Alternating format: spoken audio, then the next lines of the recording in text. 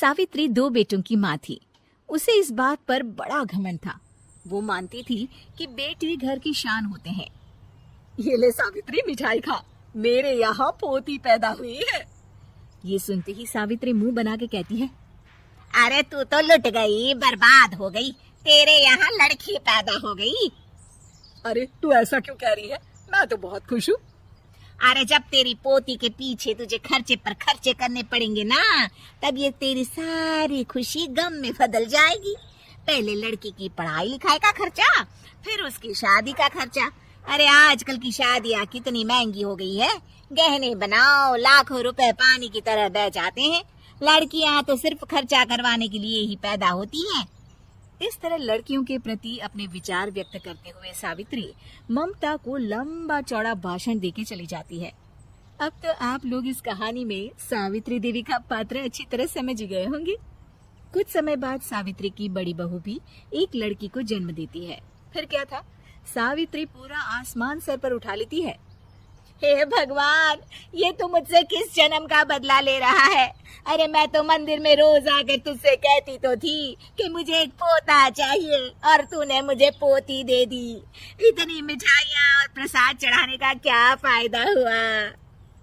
तभी सावित्री की बहू निशा कहती है, क्या माँ जी, आप इतनी सी बात पर नाराज हो गई हैं? देखिए तो आपकी पोती कितनी सुंदर है, बिल्कुल आप पर गई है। अरे चुप कर, तुझे 9 महीने इतने महंगे महंगे काजू बादाम फल फ्रूट खिलाने का फायदा क्या हुआ? मेरे तो सारे पैसे बर्बाद हो गए। ये सुन सावित्री का बड़ा बेटा अजय कहता है, माँ, तुम सिर्फ नाम के लिए 2020 में रहती हो। असल में तुम्हारा दिमाग सैकड़ों साल पुरानी सोच रखता है। आज के जमाने में लड़का और लड़की में कौन फर्क करता है। मैं तो बहुत खुश हूँ कि भगवान ने मुझे लक्ष्मी के रूप में बेटी दी है। लेकिन सावित्री पर अजय की बातों का कोई असर नहीं होता। नालायक, अपनी पत्नी की जबान बोल रहा है। मेरा बड़ा बेटा तो हाथ से गया। लेकिन सावित्री देवी हार मानने वाली नहीं थी। वो पोते की चाह में अपने छोटे बेटे विजय की शादी करवा देती है। कुछ समय बाद आखिरकार वो दिन आ ही जाता है जब सावित्री की छोटी बहू गर्भवती हो जाती है। सावित्री इतनी खुश हो जाती है कि वो बच्चे के जन्म से पहले ही सारे मोहल्ले में ढिंढोरा पीटने लगती है। ये क्या सावित्री, तू तो पोते के जन्म से पहले ही मिठाई बांट रही है। पहले पोता पैदा तो होने दे, और फिर क्या पता अगर पोते की जगह पोती पैदा हो गई तो।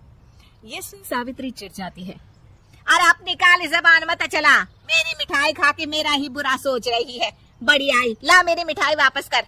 देख लेना, इस बार मेरे यहाँ पोता पैदा होगा, पोता। लेकिन ठीक इसका उल्टा होता है। सावित्री की छोटी बहू भी एक लड़की को जन्म देती है। सावित्री फिर से रोना धोना शुरू कर देती है और अपनी छोटी बहू को कोसते हुए भला बुरा कहने लगती है। देखते ही देखते ये सावित्री की रोज की आदत हो जाती है। एक दिन उसकी इस आदत से परेशान होकर विजय अपने भाई अजय से कहता है, भैया, माँ खुद एक औरत होकर हमारी बेटियों को पसंद नहीं करती, उल्टा उन्हें रोज कोसती रहती है। मुझे माँ की ये आदत बिल्कुल पसंद नहीं आती। अरे तू ठीक कहता है, मैं भी अब माँ से तंग आ गया हूँ।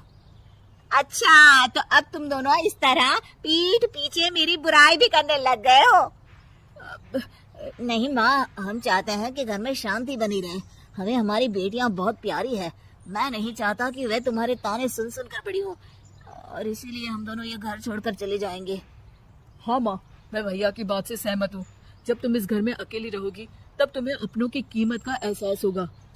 अपने दोनों बेटों के मुंह से अपनी माँ के लिए इतने कठोर शब्द सुन सावित्री भावुक और रुआंसी होकर कहती है, क्या सच में तुम दोनों मुझे इस घर में अकेली छोड़कर चले जाओगे? हाँ माँ। हाँ माँ, अब पानी सर के ऊपर जा चुका है।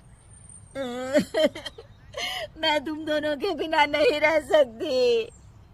अपनी सास के आंसू देख अजय और विजय की पत्नी अपने पतियों से लड़ पड़ती है।